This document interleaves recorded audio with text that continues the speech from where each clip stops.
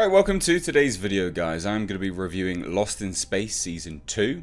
We will talk non-spoilers first, and then there'll just be like a brief bit of spoilers at the end, and really, it's actually only to kind of accentuate some of the points I would have made in non-spoilers, so it's nothing too crazy, there's nothing too major there. I've got to say from the off, I really liked this season, and that's coming from someone that actually didn't, I wasn't enamored with the first season at all. I liked it, I thought it was fine. I guess like a 6 out of 10 or something like that. But I really liked this season. And it kind of just came out of nowhere. I didn't even realise it had dropped. I logged onto my Netflix and boom, there it was. And I think that's the same for most people. I don't know. I can't remember there being any buzz for this, any announcements or anything like that. But this is one of Netflix's strongest shows. It really is. It was fantastic. The cinematography and the effects are superb. It's not a spoiler, because clearly they're in space. But there's a few episodes where they're flying, they're coming into landing places and things like that. And you just think, this is staggering. They've done such a good job. I don't know what the budget is for this show. They're 10 episode seasons. But they have spent the money very, very well. Very, very, very well. It's such a great show. It's just kind of wholesome family sci-fi. So I'm reviewing it under that premise, right? I'm not saying that it's a great sci-fi series or anything along those lines. It's wholesome family sci-fi.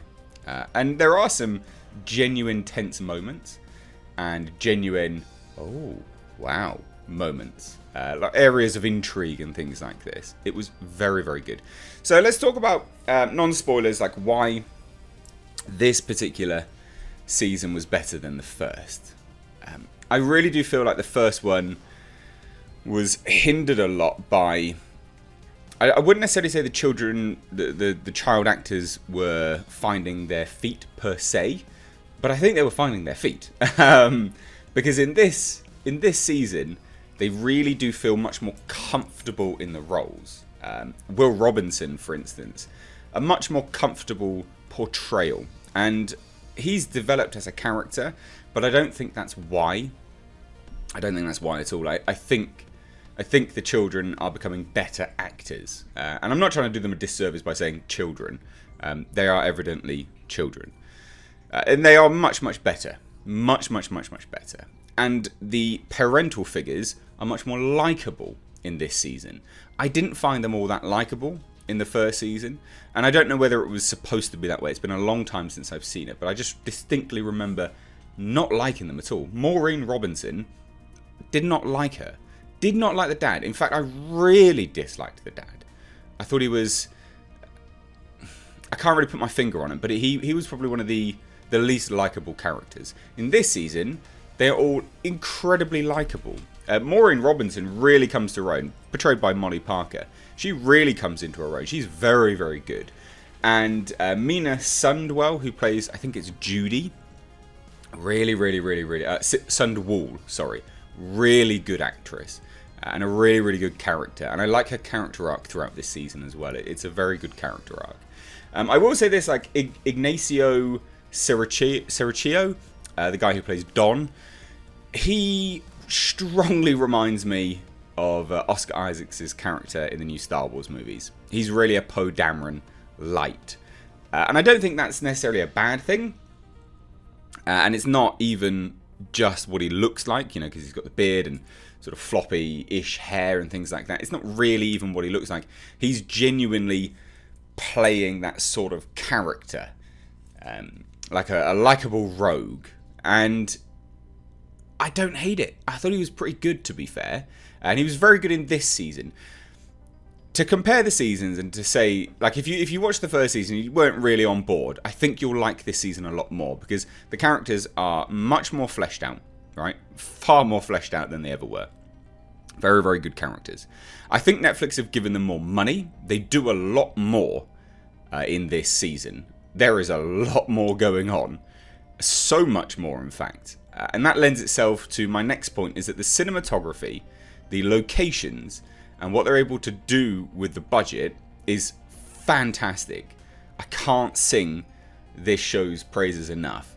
To compare it recently, and I'll probably cop some flack instantly for saying this, but to compare the two, because I think it's important, not because they're comparable, but to compare what you can do with budgets and things like that.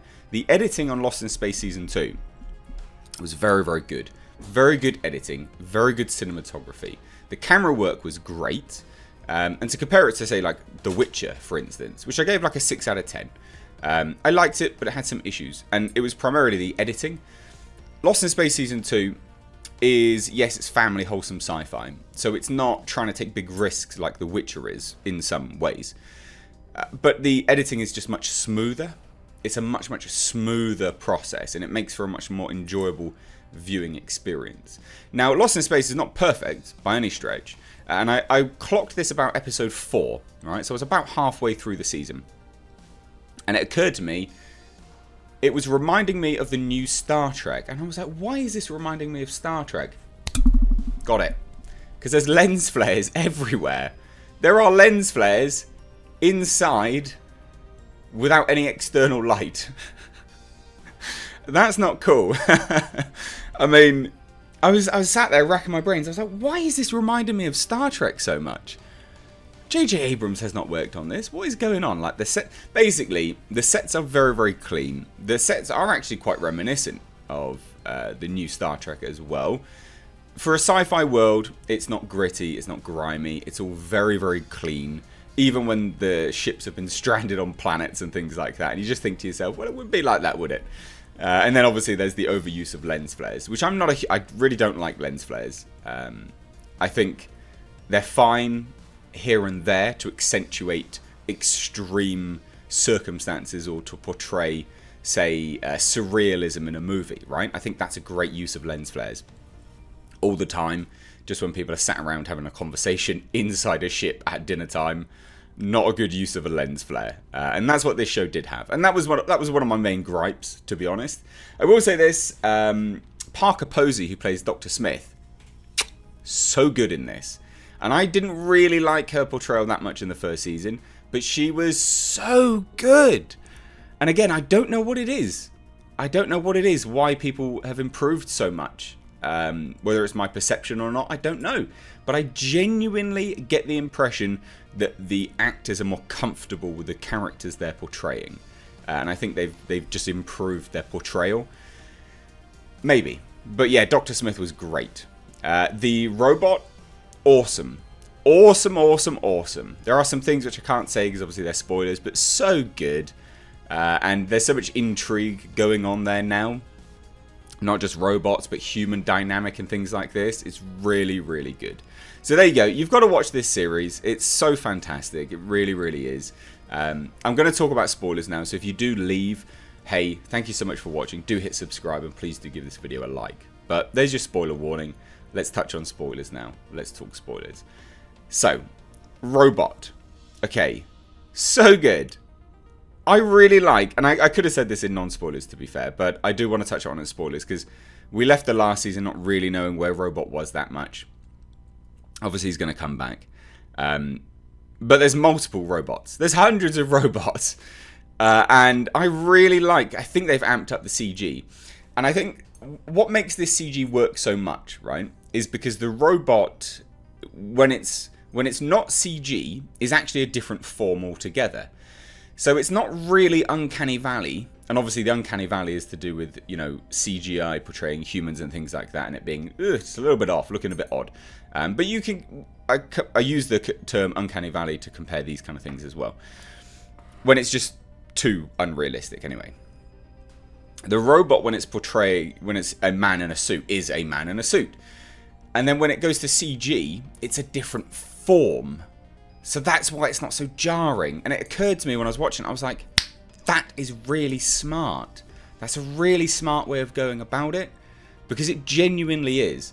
The fact that it completely changes its form, its structure, the way it moves and walks, it's not comparable. So you don't sit there going, oh, well, this CGI looks like garbage. You sit there going, oh, that's cool. Obviously, the CGI is good. It's not garbage CGI. But that's one of the main reasons why it comes across so well. And this intrigue between all of the robots, I'm so looking forward to that. just seeing where they go with it. Hundreds of them. Jesus, what? It's a really, really good show. Wholesome sci-fi. Wasn't on board with the first season. Really, really liked this season. I'm really looking forward to seeing how they explain all of these robots, what they are, where they're from, who created them. Because we are kind of going off track, well, going way off track with respect to the source material here. So, and I don't hate it either. I genuinely don't hate it. So, love to hear your thoughts. What did you think of this season? Please do let me know down below in the comments. If you're new here, like I said, do hit subscribe, smash that like button, show me you enjoyed this review. And as always, guys, I hope you had a great Christmas anyway, because this is uploaded on the day after Christmas. But anyway, guys, I've been Mr. H. Take care.